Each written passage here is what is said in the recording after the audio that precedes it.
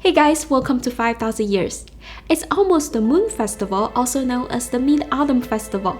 It's one of the largest holidays in China and the surrounding countries. But do you know why people celebrate this day? And where did it get its name from? In today's video, let's dig deep into the history and origin of the Mid-Autumn Festival. The origin of this holiday goes back to the Zhou dynasty some 3,000 years ago. The rulers of the Zhou dynasty called themselves Tianzi instead of emperor. Tianzi means son of heaven. They believed the heavens bestowed the mandate on whomever was most fit to rule.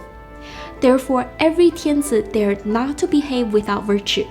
And during special days of the year whenever anything bad happened, they would try to find fault within themselves and worship the heavens for answer. The Book of Rites recorded that Tianzi would worship the sun on the March equinox and worship the moon on the September equinox. The annual grand worshipping ceremonies made an impact among commoners. People also started worshipping the moon on or around this day.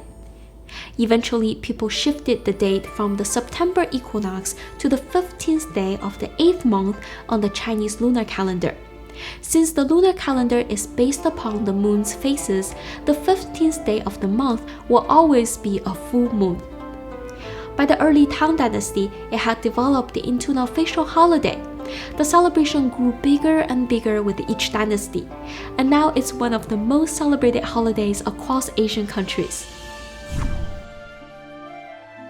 Chinese people call this holiday 中秋节, which translates into Mid-Autumn Festival. Ancient Chinese people considered the 7th, 8th, and 9th month on the lunar calendar to be the autumn season. The 15th day of the 8th month is right in the middle of the season, and that's why it's called Mid-Autumn Festival. The Moon Festival is just a nickname since this holiday is deeply related to the moon. You might have heard of the story of Chang'e, who flew to the moon palace after drinking a magical elixir and became the goddess of the moon. But today, we're going to talk about another famous story that was recorded in multiple ancient texts from the Tang dynasty. It's about Emperor Xuanzong of Tang and his magical experience on the moon. It was said on the night of the Mid-Autumn Festival during his early reign, Emperor Xuanzong was invited to visit the moon by his Taoist friend. The Taoist used his supernormal ability and built a large silver bridge that went directly to the moon. The two of them walked a long way and finally reached the moon palace. The emperor saw hundreds of divine deities dancing in the palace. The accompanying music was out of this world, literally, and the dance was elegant beyond description. The emperor asked, "What song is that?" The answer was 霓裳羽衣曲, which translates to garments of rainbows and feathers.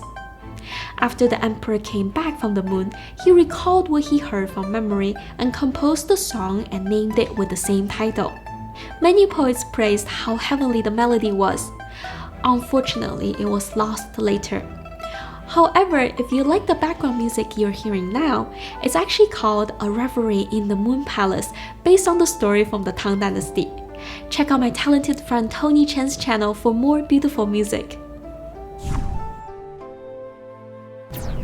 Last but not least, let's talk about what ancient people did during this holiday.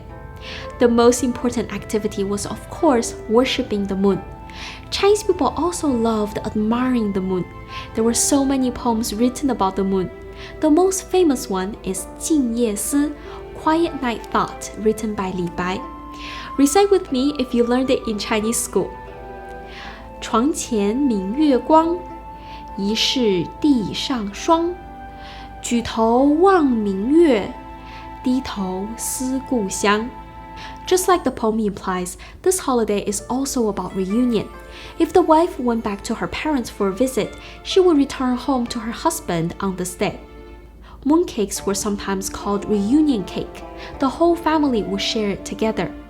Other than mooncakes, people would also give each other watermelons and other fruits as gifts. Eating crabs was also popular because they would get meatier and sweeter during autumn. Additionally, the 8th month of the Chinese lunar calendar is called the month of Osmanthus, so people would admire Osmanthus flowers and make Osmanthus wine. The most exciting activity was tide watching and still is today.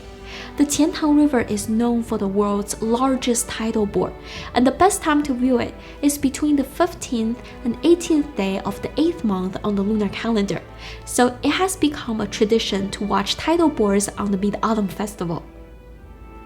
I hope you learned something useful in today's video.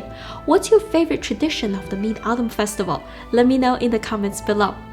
I'll be making more videos about Chinese holidays, Chinese culture, as well as Chinese beauty and fashion, so don't forget to subscribe if you want to learn more. Thank you for watching. I'll see you next time.